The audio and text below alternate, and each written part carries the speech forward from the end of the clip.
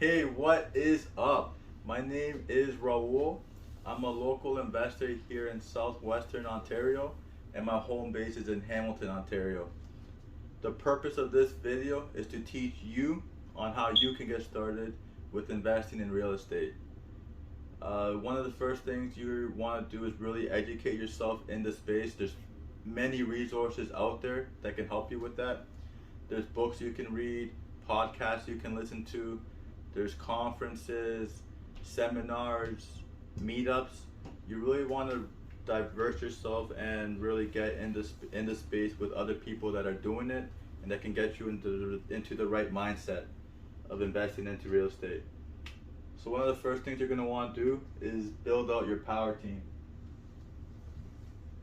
So picture yourself as the investor in the middle of the circle here. One of the first people you're going to want is a mentor or coach. You could do it without one, but from what I've seen is that they can really shave off time and years into accomplishing your goals. They've been into it, they've been in it, they have the experience, and when things get tough, it gives you a resource that you can turn to when problems come up. Because it's funny, my mentor, he once told me, we're not in the business of real estate, we're in the business of solving problems. So it's super important to have a solid power team behind you when these problems do come up. It goes without saying, the next person you're going to want on your power team is a real estate agent.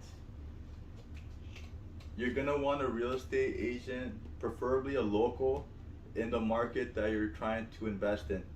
They can really show you which is the rough part of town, which is the good part of town, where's the sweet spot to invest in. You really want to find somebody that is investing themselves that can really show you the ropes and show you the market and really educate you into that space, into that market. Next person you're going to want on your power team is a mortgage broker. You really want a savvy mortgage broker on your team. You may start off getting financed with your institutional lenders like your TD, your Scotia, your CIBC, but at a certain point you may get capped off, your ratios may be out of whack. It's important to have a solid mortgage broker on your team that can really position your file correctly to get your deals financed. Whether that be with A lenders, B lenders, or private lenders, it's crucial to have a solid mortgage broker on your team to get your deals closed. Next person you're going to want on your team is an insurance broker. Guys, unless you're paying cash, you're gonna need insurance before closing. Your lender wants to make sure they're secured. If you don't have insurance lined up, you won't be able to close your deal. So another crucial step is making sure you have insurance lined up for yourself. Next person you're going to want on your team is a real estate lawyer.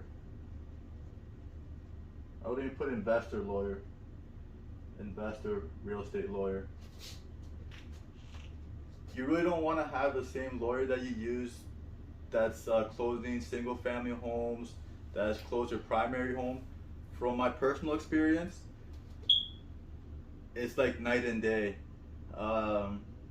You really don't want to have your same lawyer that closed your primary home that's closing your fourplex, your fiveplex, whatever it may have you. You really want to have a solid real estate lawyer to make sure you get your deals closed. You want a lawyer that focuses on the solution and not the problem.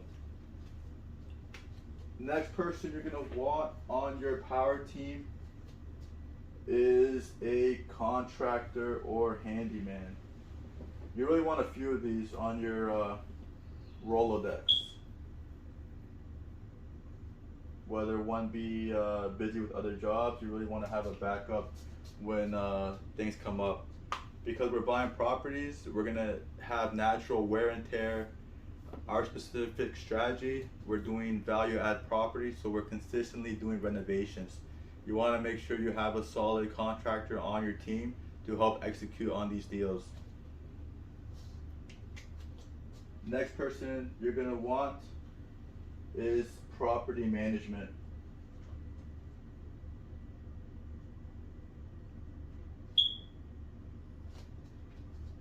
When you're starting off, I recommend that you self-manage your own properties. Not only will you get the experience of dealing with tenants, but also help with your cash flow.